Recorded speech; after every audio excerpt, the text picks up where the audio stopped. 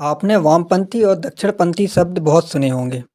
भारत की बात करें तो यहाँ मार्क्सवादी पार्टियों को वामपंथी पार्टियाँ और हिंदुत्व की विचारधारा वाली पार्टियों को दक्षिणपंथी पार्टियाँ कहा जाता है।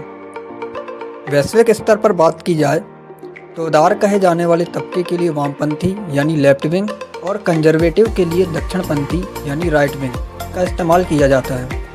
यानी आज के समय में वामपंथ और दक्षिणपंथ को विचारधारा से जोड़ दिया गया है, लेकिन शुरुआत में इसका विचारधारा से कोई लेना देना नहीं था। यह सिर्फ असेंबली में बैठने की एक व्यवस्था थी। साल 1789 गर्मी के मौसम में फ्रेंच नेशनल असेंबली के सदस्य संविधान का मसौदा तैयार करने के लिए जमा हुए। 16वें किंग लुई को कितना अधिकार मिलना चाहिए, इसको लेकर सदस्यों के बीच काफ़ी मतभेद था। सदस्य दो हिस्से में बंट गए। एक हिस्सा उन लोगों का था जो राजशाही के समर्थक थे और दूसरे वे सदस्य थे जो राजशाही के खिलाफ थे। उन्होंने अपने बैठने की जगह भी बांट ली।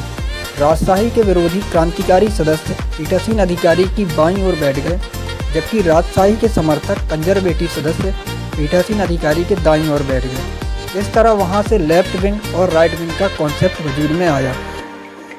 कुछ समय तक समाचार पत्रों ने लेफ्ट और राइट विंग का इस्तेमाल किया। 1790 तक करीब यह टर्म चलता रहा। फिर जब नेपोलियन बोनापार्ट का फ्रांस में शासन आया तो कई सालों तक लेफ्ट और राइट का कॉन्सेप्ट गायब रहा और साथ ही फ्रेंच असेंबली के अंदर दाएं और बाएं बैठने की कोई व्यवस्था नहीं रही। फिर 1814 में संवैधानिक राजशाही के शुरू होने के साथ ही लिबरल और कंजर्वेटिव असेंबली में दाएं और बाएं बैठने लगे। फिर 19वीं सदी के मध्य तक फ्रांस के स्थानीय अखबारों में विपरीत राजनीतिक विचारधाराओं के लिए लेफ्ट और राइट का इस्तेमाल होने लगा।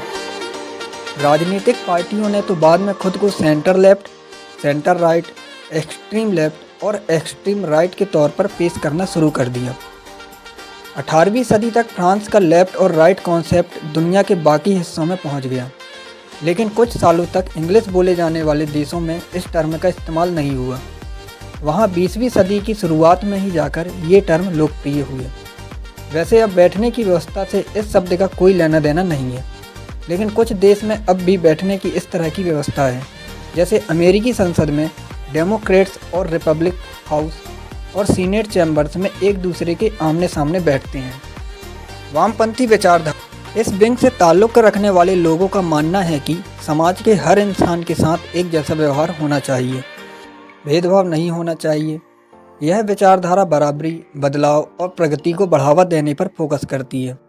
इसके अलावा यह अमीरों से ज़्यादा टैक्स वसूलने की बात कहती है ताकि बराबरी का लक्ष्य हासिल किया जा सके। वामपंथी विचार में राष्ट्रवाद का मतलब है सामाजिक बराबरी।